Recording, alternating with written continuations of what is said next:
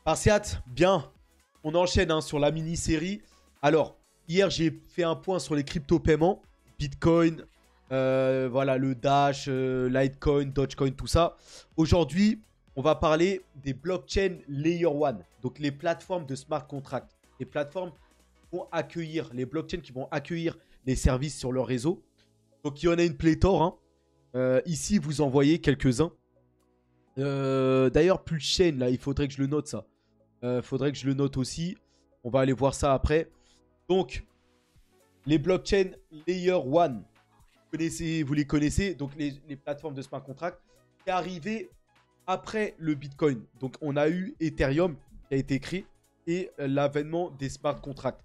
Et justement, bah, dans ce secteur-là, là, ici, eh bien, Ethereum domine largement. Donc, on va partir. En fait, c'est comme hier. Là où Bitcoin, il y avait Bitcoin et les autres. Ici, on a Ethereum domine voilà, le marché des blockchains de Layer 1 largement. Mais on va faire un point sur toutes les autres blockchains. Je vais certainement en oublier quelques-unes. Peut-être les plus petites, telles les pépites, des trucs comme ça. Voilà, je ne peux pas tout mettre non plus. Vous avez vu, là, j'ai beaucoup, si vous regardez en haut, là, j'ai sélectionné beaucoup de, voilà, de blockchains. On va passer en revue et moi, je vais vous donner mon avis, en tout cas par rapport à tout ça. Est-ce qu'il y a de la place pour les autres ou pas?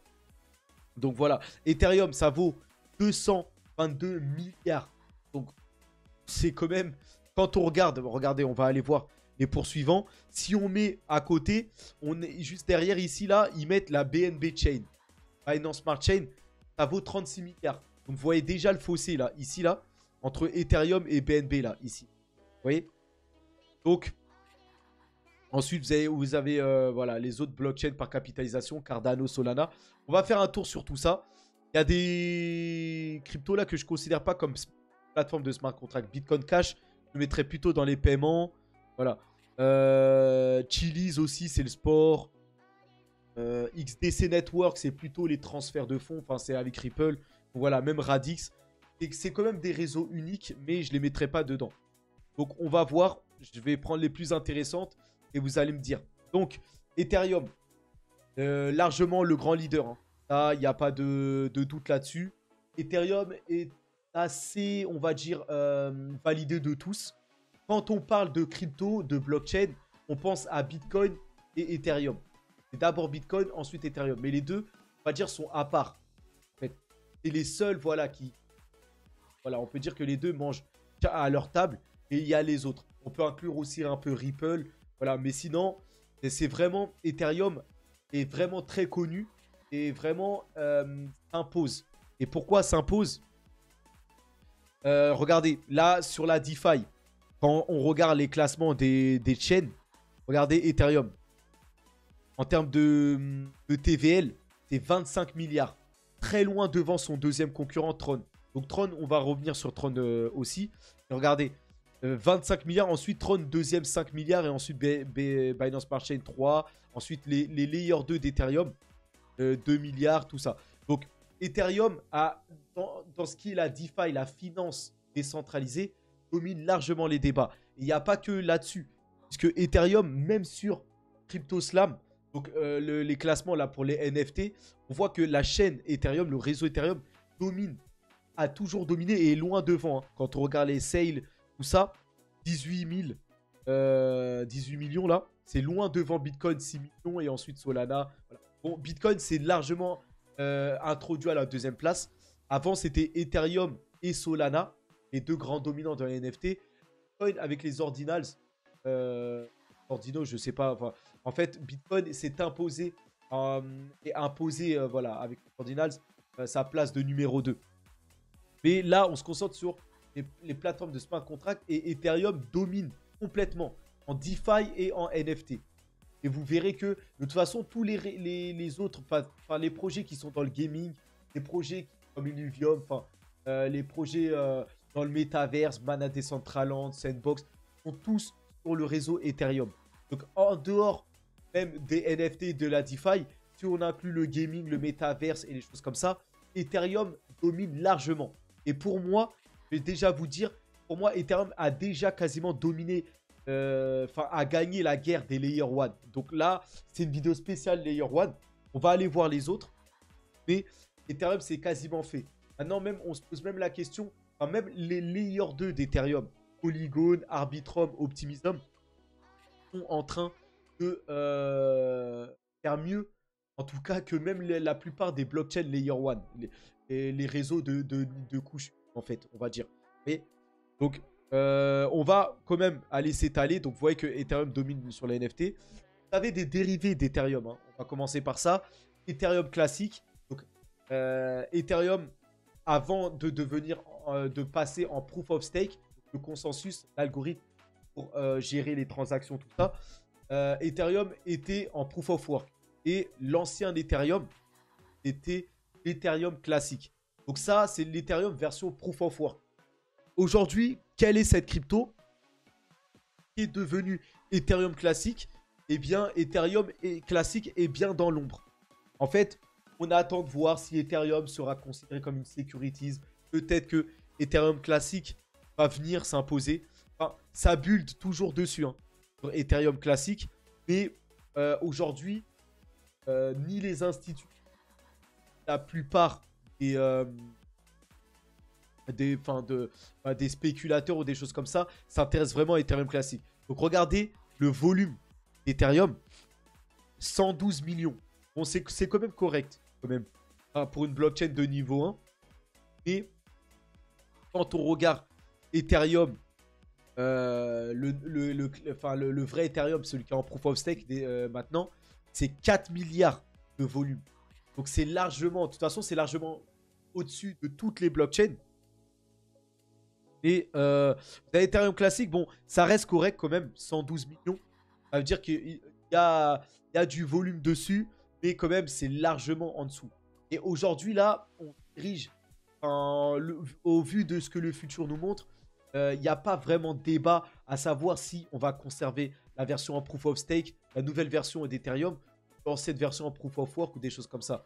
Donc, j'ai envie de vous dire, Ethereum classique va être une crypto dinosaure et là dans l'ombre d'Ethereum, mais voilà, sans vraiment voilà, peut-être d'avenir même, j'ai envie de dire, même si quand on le voit, il y a le Bitcoin, ça a beaucoup d'avenir et c'est en proof of work, mais on dirait que pour ce qui est des plateformes de smart contract, le consensus de proof of stake est mieux adapté ou est mieux privilégié. Maintenant, c'est pas encore, hein, imposera sur les plateformes de smart contract.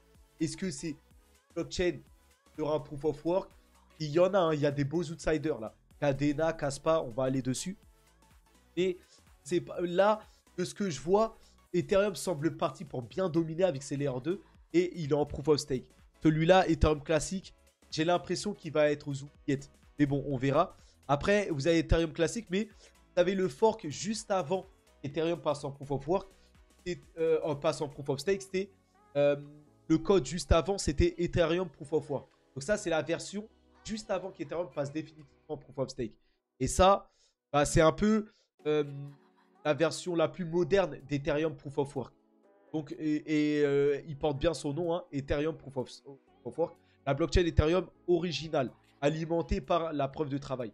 Donc, vous aviez Ethereum classique, et maintenant, vous avez l'évolution, on va dire, Ethereum proof of work. Mais même Ethereum proof of work, quand on regarde les volumes, bon c'est très faible, hein, bien plus faible Ethereum classique, seulement 7 millions de volume. Autant dire que pour une blockchain de smart contract, qui est normalement destinée à accueillir son réseau vers service, vers dit apps, on va dire, applications décentralisées, 7 millions, c'est trop faible comme volume à l'échelle mondiale. Vous voyez? Donc Ethereum proof of work, aussi, j'ai envie de vous dire, c'est pas vers là vers ce projet que le monde est en train d'aller. Donc ça, c'est aux oubliettes. Et je pense définitivement. Vous me donnerez vos avis. Et moi, je pense que voilà, c'est pas vers ce projet qu'il faut investir. Même une limite, même garder une bille, je sais pas. Maintenant, les blockchains les rivaux directs d'Ethereum, on a Cardano. Bon, Cardano, où le PDG Charles Hoskinson, c'est lui qui a fait partie de la team qui a créé Ethereum. Et voilà, il y a une pute concernant l'orientation future d'Ethereum, à savoir si ce serait, comment dire, ce serait à but non lucratif ou pas. En fait, c'est le, ils allaient s'y compter faire de l'argent, faire des bénéfices pour Ethereum, tout ça. Charles Kingston, il était plus pour un réseau avec des bénéfices. Pour voilà, monétiser tout ça. Et Vitaly Buterin, il n'était pas trop pour ça. À but non lucratif, tout ça. Bon. Charles Kingston, voilà, de Cardano, a décidé de créer sa propre blockchain. Donc Cardano, avec à travers la société Input Global, tout ça là. Donc Cardano, bon, on va pas résumer toutes les blockchains, sinon ça va être trop long. Et Cardano aujourd'hui, bah ça c'est compliqué, hein. Bon, il y a un gros volume quand même, 205 millions pour une plateforme de smart contract, ça va. Mais voilà, difficile, difficile de se projeter sur Cardano. Alors Cardano, il y a un projet qui est intéressant et qui a migré sur Cardano, c'est Agix. Donc on va aller dessus là. Parce que là pour le coup, ça c'est un gros projet. Et là, c'est le seul point positif que pour le moment je trouve à Cardano. Bien que Cardano se développe, hein. Donc attendez, on va aller à Gix. Donc SingularityNet, ça c'est un énorme écosystème autour de l'intelligence artificielle. C'est même les leaders de l'AGI, donc les robots automatisés, les robots qui parlent, tout ça là. SingularityNet. Et SingularityNet va passer d'Ethereum à Cardano. Et ça pour le coup, c'est un énorme projet, hein. Quand je regardais, je vais vous mettre... Ça, vous avez voilà, le docteur, la Ben Goertzel avec Charles Hoskinson. Donc ça, c'est un énorme projet. Et ça va aller sur Cardano. Donc peut-être que Cardano va dominer peut-être le marché de l'intelligence artificielle. Va avoir son marché. Mais en tout cas, ils sont dans leur écosystème un énorme projet et SingularityNet. Il va migrer complètement sur Cardano. Et là, avec l'énorme écosystème de SingularityNet, là, vous avez HyperSig, enfin... Jam Galaxy, la musique, tout ça régi par l'intelligence artificielle. Un métaverse, Sophiaverse, Rejuve IA pour repousser l'âge, tout ça. Franchement, c'est pas mal. Et ça, c'est sur Cardano. Cardano aussi a des projets en Afrique, tout ça. Donc, c'est un projet. Alors, Solana, on va y aller juste après. Bon, bah, j'ai effacé Cardano. Bon, je vais le remettre. Donc, Cardano, là. Outsider, mais j'ai envie de vous dire, que Cardano va peut-être avoir un marché propre à lui, peut-être lié à l'intelligence artificielle ou je sais pas, le marché de l'art, un marché peut-être voilà, assez sérieux pour lui, et je sais pas lequel, mais Cardano ne dominera pas, je pense. Ça, c'est réservé à Ethereum pour moi. Donc Cardano, après, c'est un gros réseau, une grosse communauté. Donc ils seront là, en tout cas c'est sûr pour le prochain bull run, tout ça.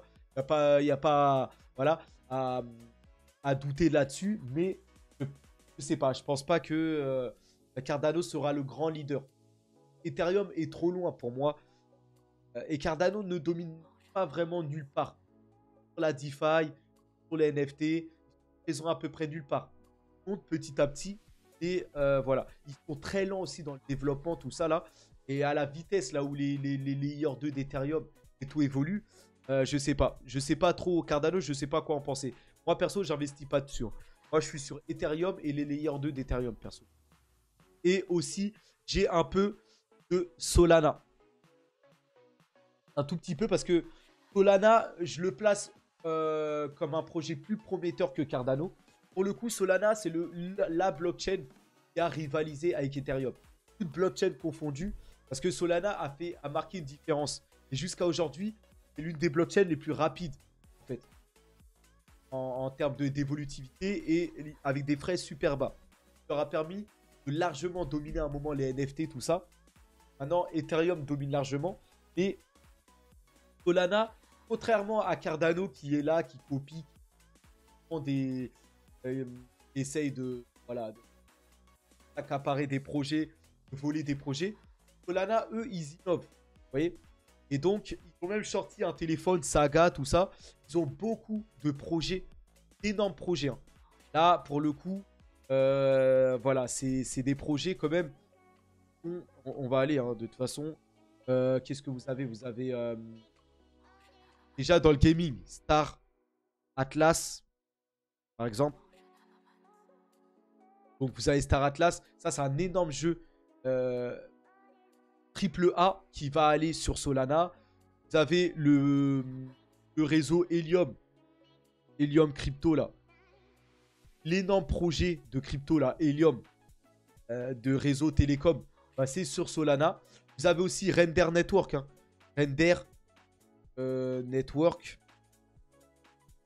Donc ça, cet énorme projet-là, qui en fait alloue et récupère la puissance de calcul pour la proposer en fait à ceux qui n'ont pas spécialement des gros ordinateurs pour qu'ils fassent des rendus vidéo, des choses comme ça. Bah, Render ont décidé d'aller migrer sur Solana. Vous voyez? Donc tout ça, ça a alimenté la blockchain Solana. C'est des gros projets. Hein. Et il y en a d'autres, hein, des gros projets sur Solana. Et Solana a sorti le téléphone Saga, tout ça. Donc pour Saga, Solana, mobile là. Donc Solana, c'est vraiment un projet qui innove et qui a ses particularités propres à elle, tout ça, avec son téléphone mobile, tout ça. Donc Solana, ce serait pas déconnant de mettre une bite dessus. Et pour le prochain bullrun, ils sont là. Maintenant, Solana va faire face à la concurrence des Layer 2 aussi d'Ethereum. Et on va voir comment ils vont s'en sortir. Et c'est un projet qui est là. Et pour moi, en termes de blockchain Layer 1, c'est le plus gros concurrent d'Ethereum aujourd'hui. Vous voyez? Donc attention au réseau Bitcoin qui se développe et qui a sa Layer 2. Stax. Je ne parlerai pas de Stax aujourd'hui. Ça reste une Layer 2. Je pense que ça sera la mini-série de demain, les Layer 2. On parlera de toutes les Layer 2. Les Layer 2 d'Ethereum et les Layer 2 des autres blockchains. Vous avez sur Solana, par exemple, vous avez Milkomeda qui vient se proposer comme une solution de Layer 2. Aussi sur Cardano, tout ça, Milkomeda. Donc on parlera de tout ça demain. Et pour le moment, on va pas parler de Stacks ou de Polygon ou des choses comme ça. Mais en termes de Layer 1, de blockchain de couche 1, Solana est la blockchain qui se présente derrière Ethereum. Vous voyez? Donc, prometteur Solana. Peut-être l'une des rares blockchains de couche 1 pour lequel j'ai investi. Et pour moi, Ethereum va tout rafler. Okay. Donc, on avance. Avalanche. Bon. Avalanche, pour moi, très sceptique dessus. Donc là, ils se sont un peu réorientés vers le gaming. Alors, au début, ils se sont réorientés comme ils se sont fait bouffer par Ethereum. Ils se sont orientés plus vers blockchain d'interopérabilité. On va les concurrencer Cosmos. D'ailleurs, on va parler de Cosmos, Polkadot, Nervos. Mais maintenant, je sais pas, même ici sur ce créneau-là, j'ai l'impression qu'ils sont dépassés. Avax, c'est vraiment une blockchain très polyvalente avec trois réseaux distincts. La C-Chain, la P-Chain, la X-Chain. Voilà, vous avez les enfin, voilà, une blockchain interopérable. Blockchain avec un consensus incroyable aussi. Parce qu'ils utilisent un consensus qui, comment ça s'appelle? Le Snowball BFT, je crois. C'est pas mal, hein. C'est une blockchain qui est très polyvalente, très complète, rapide, peu de frais, voilà. Mais ça reste qu'un outsider. Et j'ai l'impression que, en fait, si vous voulez, on va dire Avalanche, pour moi, c'est juste une blockchain moyenne. Moyenne partout. Est-ce correct? Un consensus correct. Voilà. Mais, en fait, sur tous les ponts, en fait, les autres font mieux. Et même en termes en tant qu'interopérabilité, moi, je préfère Polygon et c'est super net, là. Polygon avec qui accélère, je préfère ça. Ensuite, vous avez même Optimism qui est arrivé avec sa super chaîne, là. Donc, pour moi, Avalanche, là, pas trop chaud. Pas trop chaud. Maintenant, il se réoriente vers le gaming. On verra ce que ça donne. Mais je suis pas trop optimiste. Par contre, comme toutes les autres cryptos, les prochains bullrun, ils vont faire leur bullrun. Hein. Enfin, Avalanche, ça va exploser. Avalanche, ils ont des gros partenariats. Hein. Avec Google pour le cloud. Voilà. Ils ont des gros partenariats. Je sais pas si on peut... Ils en sont dans leur Twitter. Même si on défile comme ça.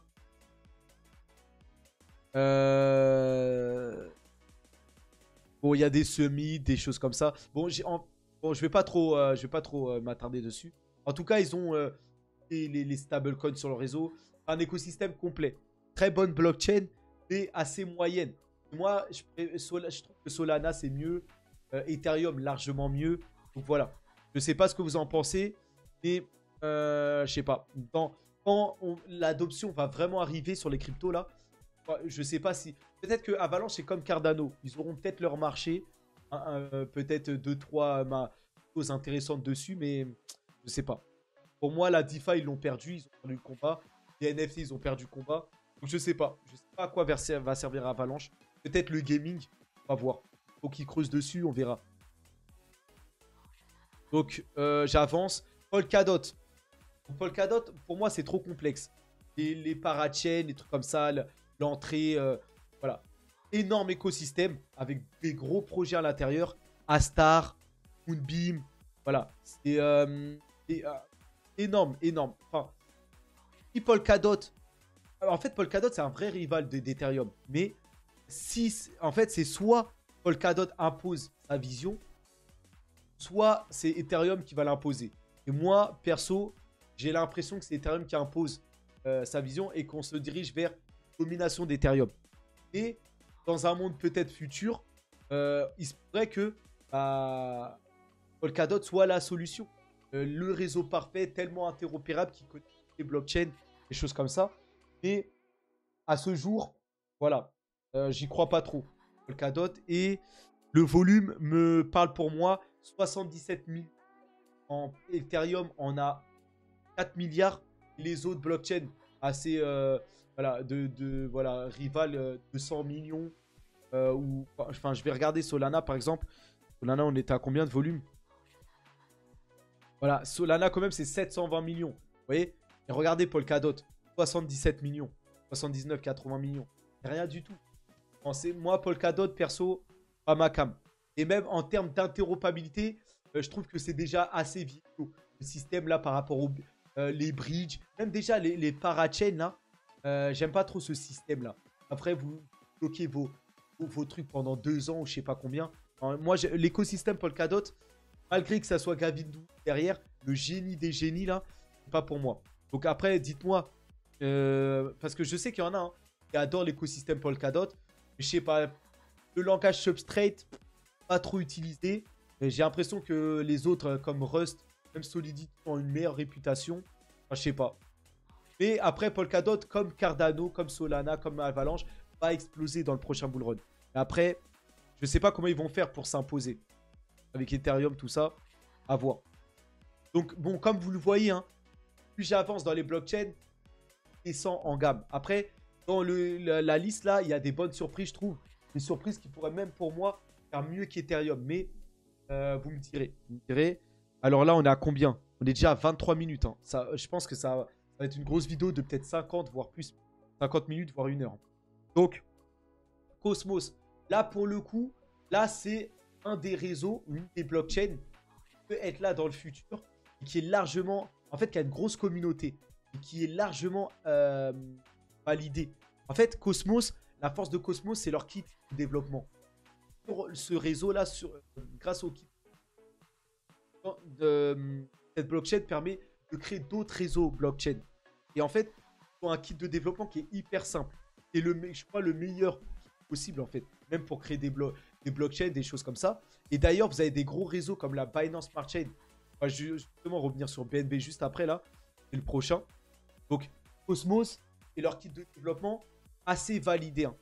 Ils ont des gros projets dans leur écosystème. Axelar, Oasis Network, Secret Network, des gros projets dessus. Et Cosmos, grosse communauté. Et la communauté est vraiment tient vraiment le projet. Et même en termes d'interopérabilité, je peux dire que Cosmos, c'est beaucoup plus simple que Polkadot. Et là, c'est pas mal. Et Cosmos, ça se stack bien, tout ça.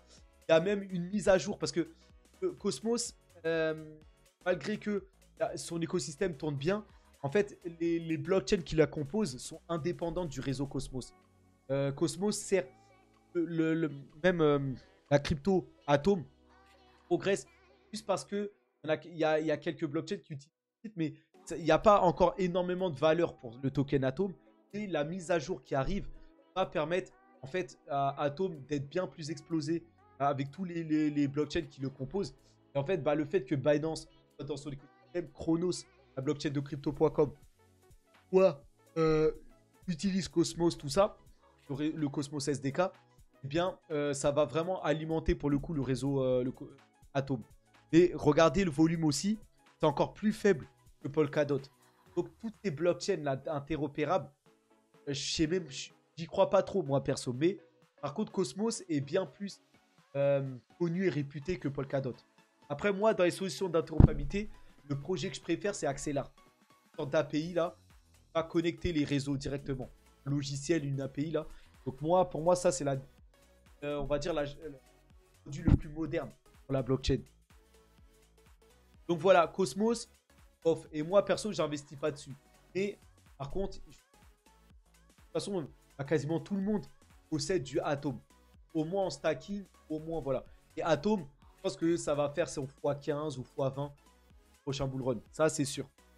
Donc, voilà, par rapport à Atom. BNB, voilà une blockchain qui compose, qui est dans l'écosystème Cosmos. Et BNB, c'est un réseau. En fait, tous les petits projets là, en fait, se construisent sur la Binance Smart Chain. En fait, l'entrée pour développer, pour build sur BNB est bien plus simple que sur Ethereum. C'est-à-dire tous les mini-projets là, ceux qui veulent créer des cryptos, des choses comme ça, en général, ils passent sur la Binance Smart Chain. Okay. Donc, la Binance Smart Chain a son réseau et en plus de ça, ils viennent. Alors, BNB avec Optimism là, OP BNB là.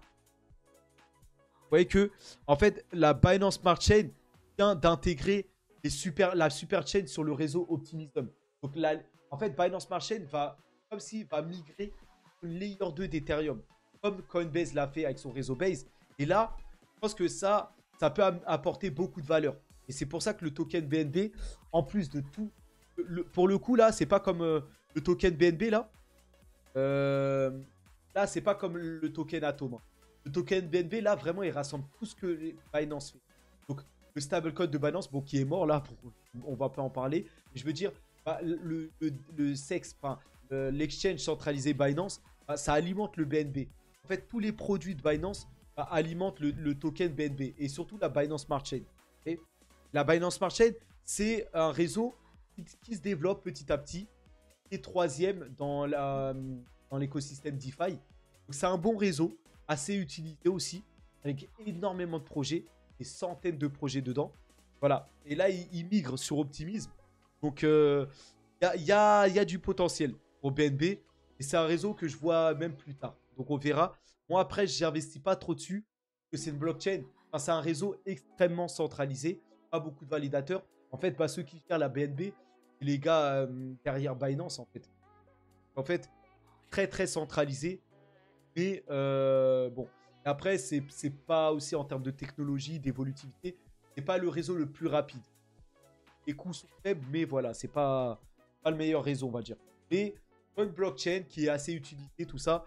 Et voilà, moi, j'ai un perso, j'investis pas dessus. Donc, si on reste, parce que j'ai parlé de Polkadot et Cosmos, je vais quand même vous parler de Nervos Network.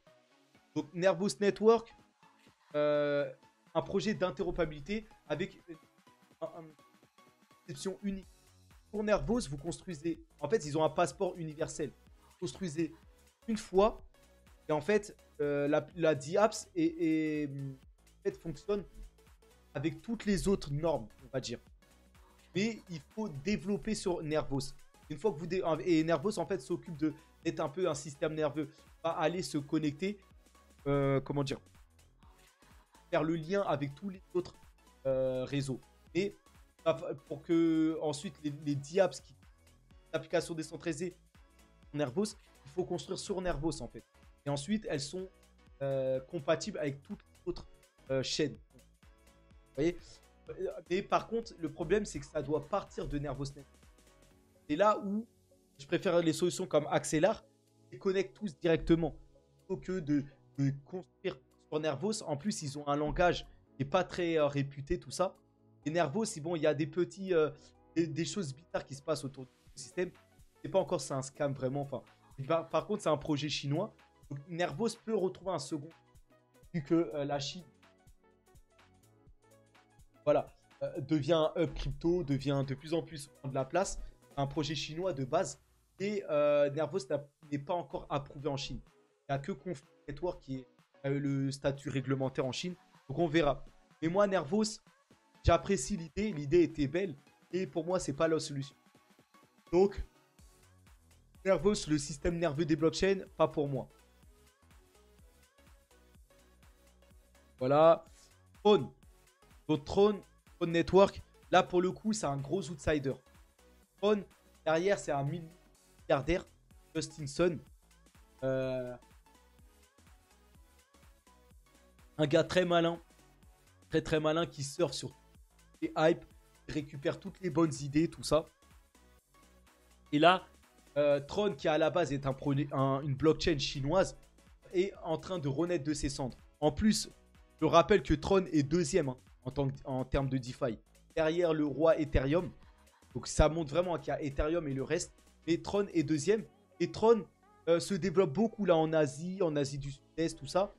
C'est un réseau qui est très solide, très polyvalent apparemment, très sécure, très rapide, à les coûts faibles, enfin, très polyvalente. Bon réseau. Après, je connais pas trop. Ils ont une grosse communauté. En fait, c'est comme Avalanche quasiment. Comme Avalanche, mais j'ai l'impression qu'ils font Avalanche quand même. Place mieux. Ils sont plus réfléchis, tout ça. Donc, bon. Gros outsider. Et, bizarrement, enfin, il n'y a personne qui s'intéresse vraiment à Tron. Hein. Mais ils sont là, ils progressent petit à petit. Je sais pas. À voir. À voir pour Tron. Vous me direz ce que vous en pensez. Moi, j'ai investi. Ouais, j'ai investi sur Tron. Je fais le pari de l'Asie. J'ai l'impression que Tron va largement se développer là-bas. Voilà. Après, je suis plus sur Ethereum et les réseaux Layer 2 d'Ethereum, voire même Solana.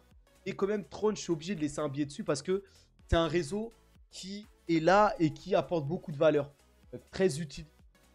Je ne sais pas ce que va devenir Tron, mais j'ai l'impression qu'ils seront là plus tard. Donc à voir. Là, Fantôme. Fantôme, blockchain assez spécial. Blockchain, c'est un DAG en fait, mixé avec du proof of stake. Fantôme, bon, tout dépend de l'utilisateur là. André Cronjeux, tout ça. Un réseau qui a fait ses preuves, qui a bien fonctionné. Et voilà, ça dépend un peu d'une personne. Enfin, aujourd'hui, en termes de techno, il y a de meilleurs réseaux.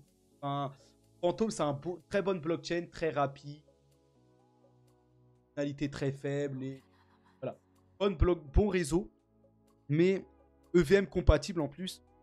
Et après, je sais pas, le volume 102, bon, correct. Mais je sais pas si... En fait, pour moi, plus l'adoption va se faire et plus Phantom va se dissiper, pour moi. Maintenant, le projet continue à être construit. Dans le bull run, comme toutes les autres, je pense que ont pas mal performé, tout ça.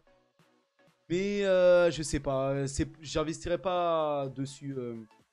Voilà. Je préfère les layers 2 d'Ethereum en termes de... Pour les blockchains EVM compatibles, même si c'est un DAG. Voilà. Il y a d'autres blockchains qui sont en DAG et en Proof of Work, etc. Je sais ce que vous en pensez, mais Fantôme, voilà.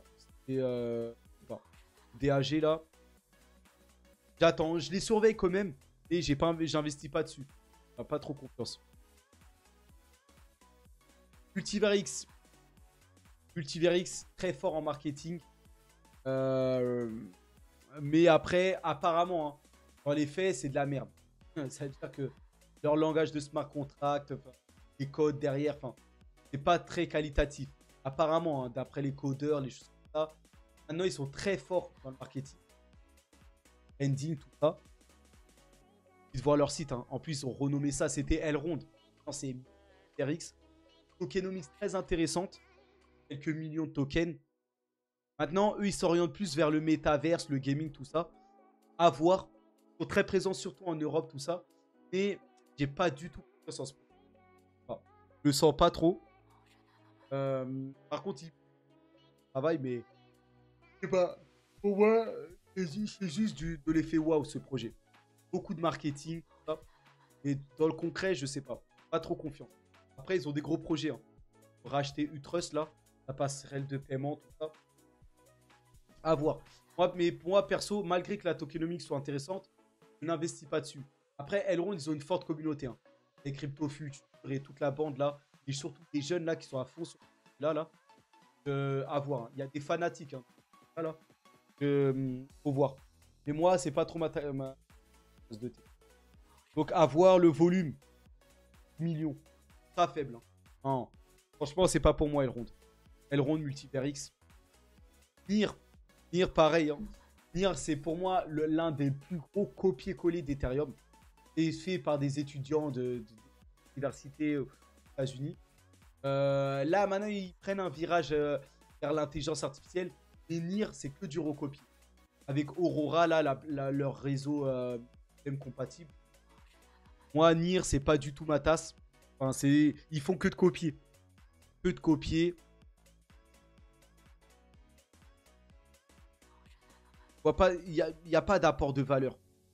Bonne blockchain après. Faible, rapide, etc. Et Nier, pour moi, 53 millions, bon. Casper, tiens, voilà. Ça, bon, j'ai jamais compris. Regardez, Casper, 1 million de volume. Non, mais ça, c'est une vraie blague. Casper est apparemment le projet le plus prometteur. Voici Ethereum 3. Vous voyez, Ethereum ou Ethereum dans le futur. Bon, ils ont assez je vais voir sur leur site s'ils ont changé de disque ou pas. Parce qu'en fait, ils se sont fait remarquer en disant que c'est comme Ethereum évolué. C'est-à-dire que la technologie d'Ethereum aimerait avoir largement en avance. Bon, eux, derrière, il y a une grosse team. Les têtes, voilà. Ça, il n'y a pas de doute. Et Casper, c'est même, même, on peut dire... En fait, les gars qui sont derrière Casper, en fait, Casper, c'est même là avant Ethereum. Et enfin, la fondation, là, je sais plus comment ça s'appelle, mais en fait, ça a d'abord été Casper, ensuite, voilà, Ethereum, tout ça. Maintenant, moi, Casper, j'y crois pas du tout. Ils disent tous que c'est extrêmement prometteur. Terre, Casper, etc. Dans le volume, quand on regarde le build, il n'y a rien. C'est-à-dire que la promesse, tout ça. Et en plus, il y a des fanatiques aussi derrière Casper. Il y a des gars qui croient vraiment que Casper va faire mieux qu'Ethereum. Et bon, attendons. Hein. Par contre, derrière, il y a des grosses têtes qui sont très forts, hein, qui sont très chauds. Et apparemment, il y a des belles choses à venir. Et dans le volume, et le cours au fin fond des abysses, non. Moi, Casper, je valide pas du tout. Maintenant, on verra si les gens auront raison. Hop, à voir. Algorand, blockchain correct, comme Nier en fait. Algorand, ça veut dire algorithmique random. Donc random, aléatoire. Ils sélectionnent leurs validateurs un peu de manière aléatoire. Pour le coup, ça c'est un bon concept. C'est bien pour la décentralisation, les choses comme ça. Derrière, ils ont un gros gars là, sérieux. Tomikali, grosse tête. Des partenariats avec la FIFA, tout ça. Mais bon, à la Coupe du Monde, ça a fait un peu un flop là. Elle misait sur eux, il s'est passé. Bon. Par contre, Algorand, et les universités derrière, les dernières normes, 22, et une blockchain neutre en carbone, enfin, très polyvalente. Bonne blockchain, rapide. Voilà. Et validée même en tant que moyen de paiement, hein, carrément. Pour même certains États, tout ça. Voilà. Des gros partenariats déjà en place et même à venir. Voilà, gros outsider, cette blockchain. On ne peut pas éliminer Algorand. Mais après, vous voyez le volume, c'est très faible. Et voilà, comme je vous l'ai dit, il y a Ethereum et les autres. Et je ne vois pas du tout Algorand imposer face à Ethereum. Même faire le poids. N'investis pas dessus. Observe. Bonne blockchain. Très neutre en carbone. Enfin, très nette. Et j'attends de voir la suite, on va dire. Ils ont leur site là. C'est la blockchain la plus puissante et la plus durable au monde. Donc pour le coup là, écologique, neutre en carbone et tout ça, durable là, il n'y a pas de souci. Et là, la service Silvio Micali, tout ça. À voir, hein. Mais, bof. Algorand, pour moi, peut-être comme Cardano, ils auront peut-être un marché, peut-être un truc. Voilà. Commis nulle part. Ni dans le gaming, ni dans les NFT. Pareil. Bon, là, c'est une blockchain. C'est un peu utilisé hein, par quelques instituts. Et sans plus. Tezos. Bon, Tezos, on va aller vite. J'y crois pas du tout. Et ça, c'est un peu dans l'ombre. Après, c'est une blockchain assez rapide, évolutive. Pas beaucoup. Ils ont des partenariats avec la Formule 1 ou des équipes. Manchester United, des choses comme ça. Donc, pour le marketing, ils sont là. Mais vous voyez le volume très faible. Je sais pas. Je pense pas. Non. Je vois pas Tezos s'imposer. Les layers 2 d'Ethereum pour moi sont plus intéressants. Même si le réseau est évolutif. Je crois que Tezos apporte des idées quand même. Mais pas pour moi. EOS aussi, ça c'est aux oubliettes. Mais je voulais quand même vous le mettre parce que EOS, ça, ils ont en fait un kit de développement. En fait. Ils ont leur consensus, enfin voilà, ils ont leur kit. Et il y a même d'autres réseaux blockchain comme Telos développés avec le kit EOS. Ils ont en fait le truc qui s'appelle Eosios là. Je sais pas si c'est le langage ou pas. Après, vous voyez, bon, 83 millions. Bon, je sais pas quoi penser. En tout cas, ça, c'est pas du tout dans la lumière. EOS là. Après, ils ont leurs propres. Ils ont leurs idées. Ils innovent tout ça. Mais je sais pas. Je pense pas que ça s'imposera. Et Telos, c'est un peu construit par EOS, mais en fork d'EOS. Et après, EVM compatible. Très, très rapide aussi. Donc Telos, à un moment, ça faisait le buzz, mais bon, non. Maintenant, là, avec tout ce qui se passe aussi avec les autres réseaux, là, les layers 2 d'Ethereum, tout ça, c'est trop, en fait, c'est trop dans l'ombre, Telos. Trop dans l'ombre. Là, on verra. On verra si Telos va revenir, je sais pas. Mais on descend en gamme, hein. On descend en gamme. Harmony aussi, c'est l'ombre de lui-même. Je sais pas ce que ça devient.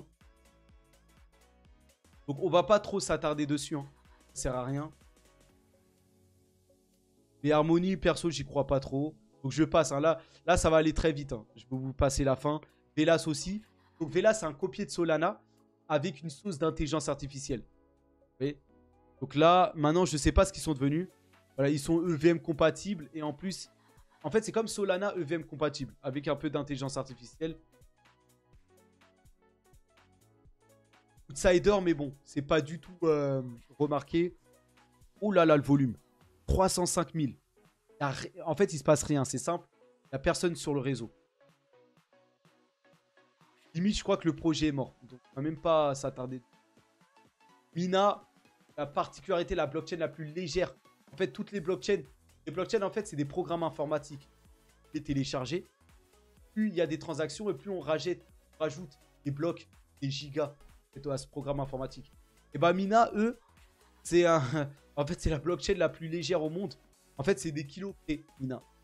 Trouver un truc, il y a un moyen de compresser ça. Et ça, c'est une idée qui est assez originale et qui pourrait être repris dans un second temps. Maintenant, en dehors de ça, Mina, très bonne blockchain, rapide. Ça. Et en dehors du fait qu'elle soit très légère, seulement 22 octets, il n'y a rien qui ressort de ça.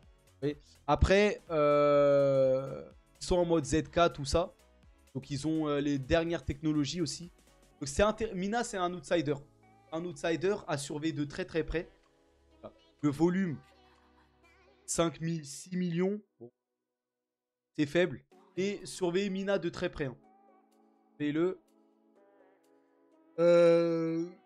Les idées qu'il y a derrière Mina pourraient intéresser. Hein. Le concept pourrait... Donc, Celestia. Celestia aussi. Blockchain très très modulaire. Qui n'est pas encore là, mais qui est assez spécial. Hein. La modularité. C'est peut-être ça. Hein. À défaut d'avoir l'interopérabilité, avoir une blockchain de niveau 1 qui serait très modulaire. Adapterait à tout. Très polyvalent, tout ça. Celestia semble être un pionnier à venir en tout cas. On verra, c'est pas encore en live. On va voir. On continue avec des réseaux qui ont plus de l'ombre d'eux-mêmes. Là, c'est un peu la privacy, tout ça. EVM compatible, Oasis Rose, avec des paratime. Donc, blockchain très modulaire, assez rapide, peu de coûts. Voilà. Pas mal à la tête de ce réseau. C'est vraiment la privacy.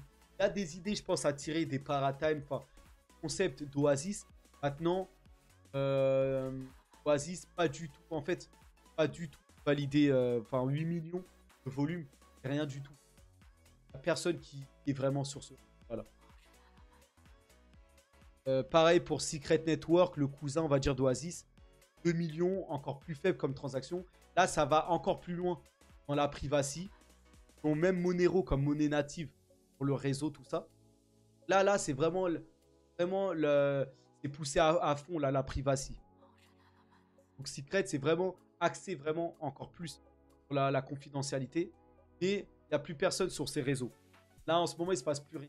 C'est des Oasis Rose, Secret, c'est des projets le kit. C'est pour ça que je vous dis englobe d'énormes gros projets là. Et Oasis, tout comme BNB Chain, Chronos, font partie, Oasis et Secret Network, de l'écosystème Cosmos. Et donc, quand ils sont dans l'écosystème Cosmos, ils sont automatiquement interopérables entre elles. Donc voilà, ils peuvent communiquer entre elles et tout. Et là, la force de Cosmos. Voilà pour Secret. Là, on passe là des réseaux un peu plus modernes.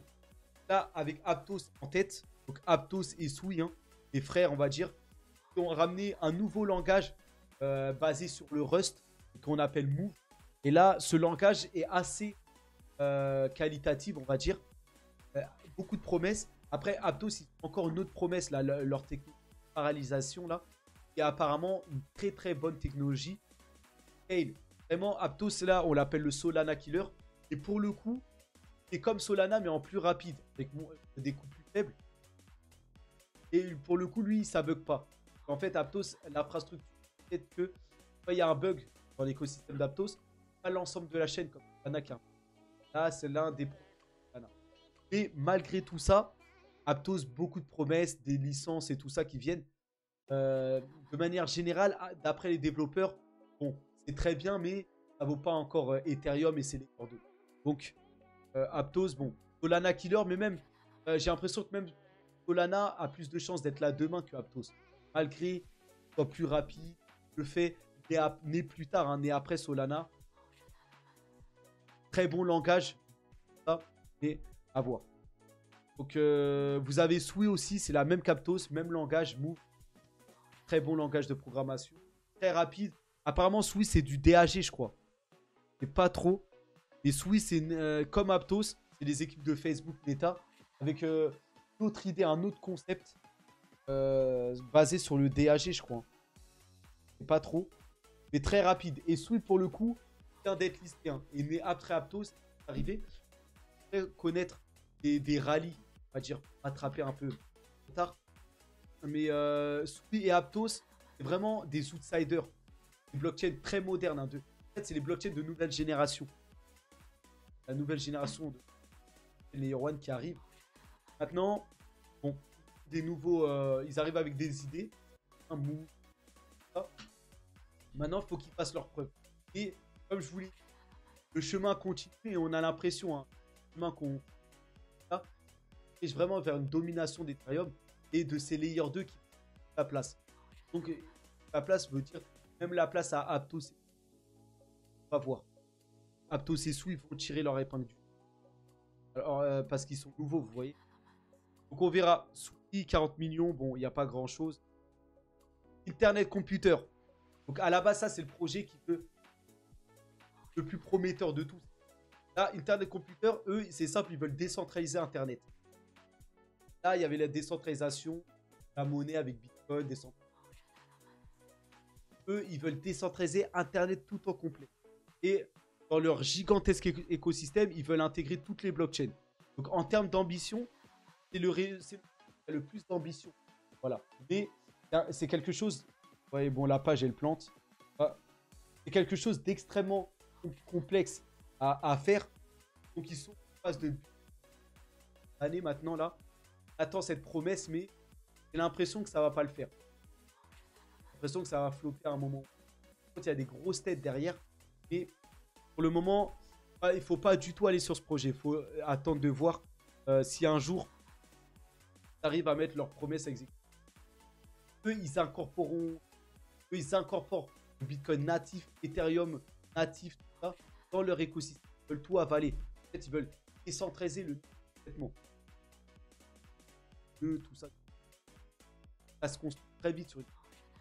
Et pas trop ma cam non plus. Pour l'instant, beaucoup de promesses, mais restez éloigné de ça. 8 millions de volume, il n'y a rien du tout.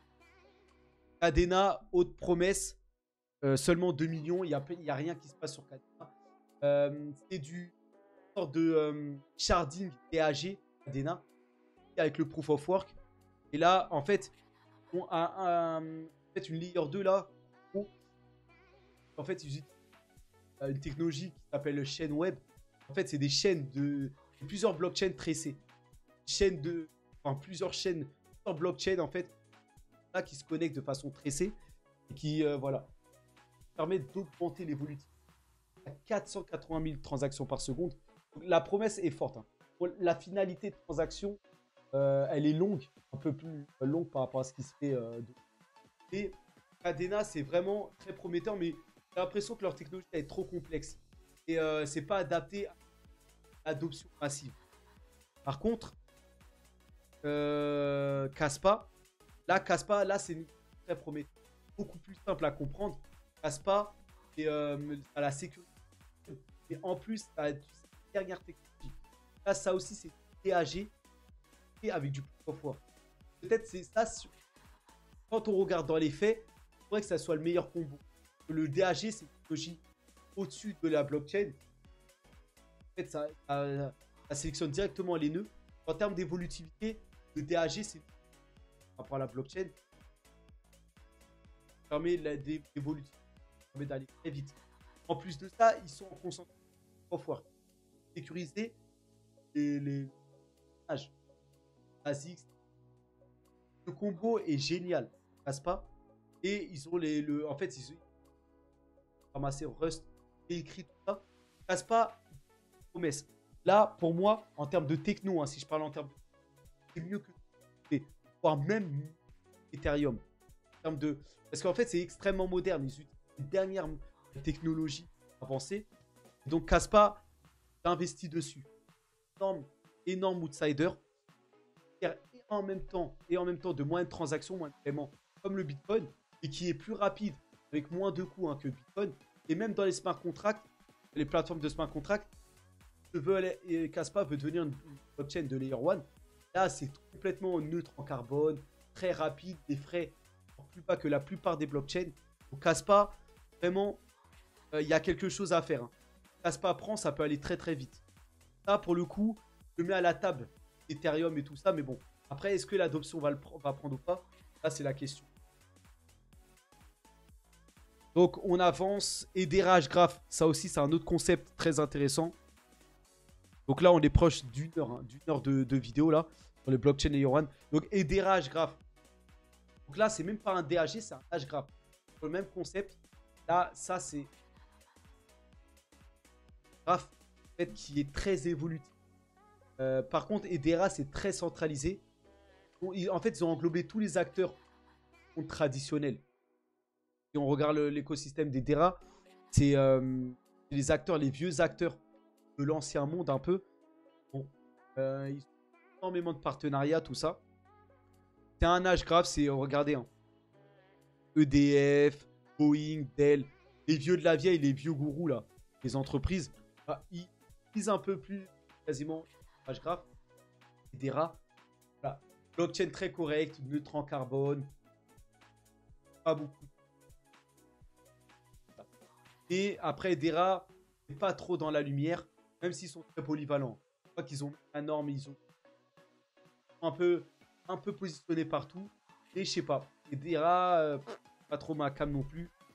Avec aussi, c'est compliqué, hein. Vu que Ethereum domine largement, pas trop les autres, c'est compliqué de se faire. Bon, je vais tenter de terminer et d'arrêter à 1 heure de vidéo. 14 milliards, hein, volume. 14 millions, pardon, pas milliards. 14 millions de volume. Pas grand-chose. À tort, bon, on va pas s'attarder dessus.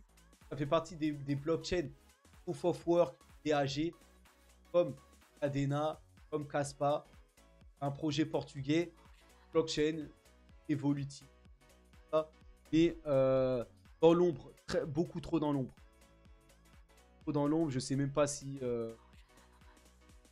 Alors, regardez, c'est même pas 1 million de volume. Il n'y a plus rien sur ce. Là, il n'y a personne qui est dessus. On va passer ça. Voilà, ensuite, vous avez d'autres projets, Radiant. Là, c'est des tout petits projets, des pépites. Ah, Conflux, là, je suis obligé de le passer, c'est vrai. Conflux, là, en Chine. Le seul blockchain qui a eu l'approbation en Chine. Et comme vous le savez, la Chine est en train de prendre d'énormes pas d'avance, même sur les États-Unis, sur le monde entier, là. Et là, Conflux, c'est le pionnier là-bas. Conflux, là, c'est un mix de Proof of Stake, Proof of Work, de DAG un peu. Des fronts. Des bons tabs dessus. Voilà. Blockchain assez polyvalente. Pardon, très complète. Conflux Network, j'ai investi. Et là, on parle de Chine et tout ça. Un réseau qui avoir sa grosse part de marché. Ils ont des gros partenariats. Hein. Le Redbook, Instagram chinois, avec le deuxième gros promoteur immobilier en Chine, avec le deuxième opérateur chinois, la télécom. Et la blockchain, quand la Chine va repartir, devrait tourner à plein régime. La Chine, ils sont pas loin de repartir là. Au flux, rapidement revenir dans les seuls blockchain réglementant. Et d'autres réseaux comme Neo qui se fait être l'Ethereum chinois. Voilà, Neo, 25 millions, bon, ça passe pas grand chose. Blockchain très polyvalente aussi. Des grosses têtes derrière, tout ça. Et pas assez dans les mires. Maintenant, il y a un second souffle avec l'Asie, la Chine. Peut-être qu'ils vont se relancer là-bas, on verra. À voir en tout cas. Neo, Clayton, la même, mais sauf que là, c'est Clayton, c'est la Corée du Sud. Pensez à la Corée du Sud, pensez à Clayton. Surtout Metaverse, gaming, ils dominent là-bas, là en Corée du Sud. Non, à l'échelle mondiale, ça ne vaut pas Ethereum. C'est un peu dans l'ombre. Mais Clayton, très complet et il aura sa place. Hein. Il domine le marché de rien. Je pense que il y a d'autres blockchains hein, coréennes. Comme par exemple, le DAG, ça c'est coréen.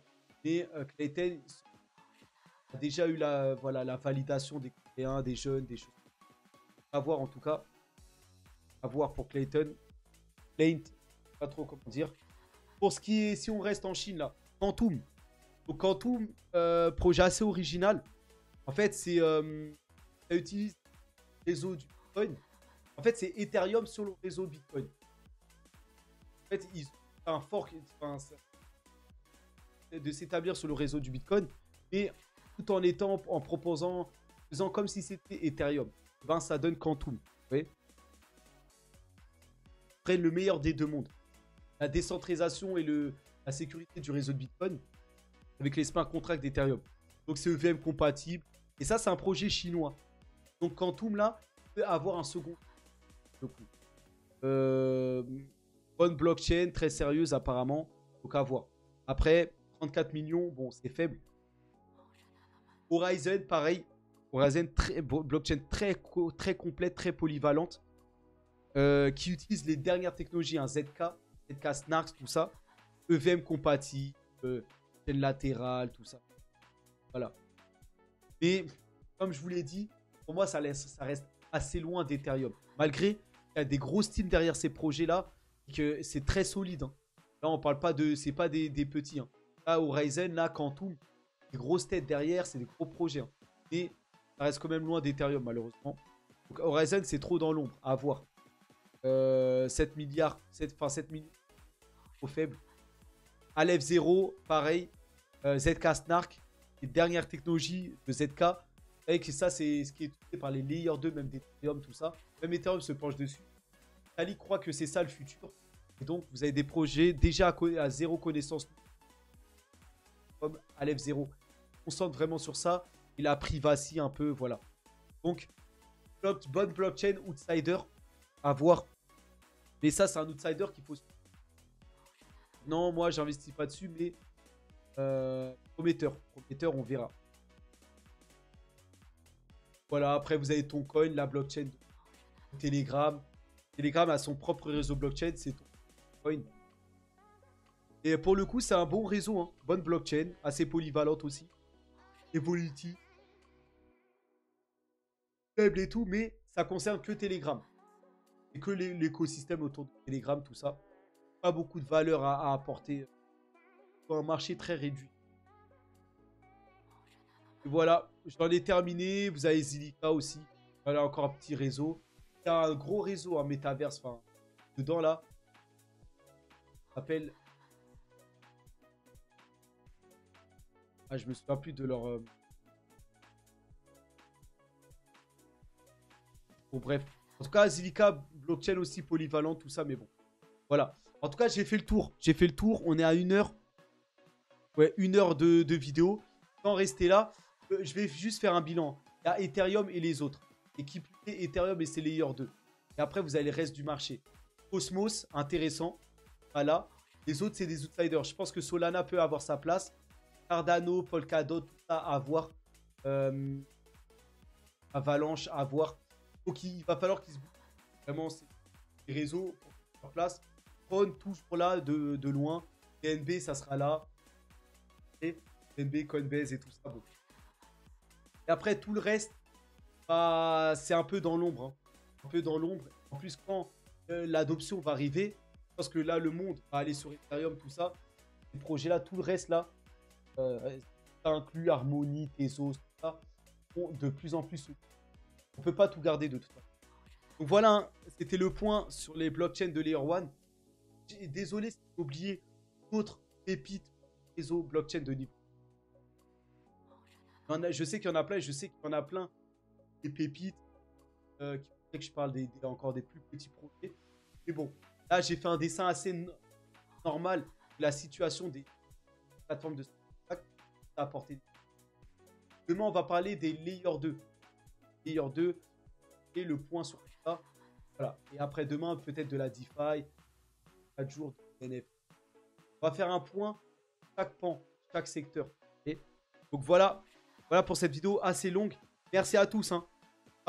Force à nous. Hein. J'espère que vous avez kiffé. Et on se tient au courant. Si vous oubliez des choses, comme d'hab dans les commentaires. D'ailleurs, pour la vidéo d'hier sur Bitcoin, j'avais oublié des choses. Hein. D'autres crypto-paiements, là, comme et tout ça. Je l'ai fait remarquer. Et merci pour vos commentaires, les gars. Ça m'aide. Hein. Donc, donnez-moi vos avis, là, même sur les blockchains Layer 1. Moi, ce que j'ai oublié. Moi, sur quoi vous êtes bullish, tout ça. Ça m'intéresse. Hein. Je vais tout lire. Je vous répondrai. Ok. Donc, merci à tous. Hein. Force à nous. Hein. Allez, à plus.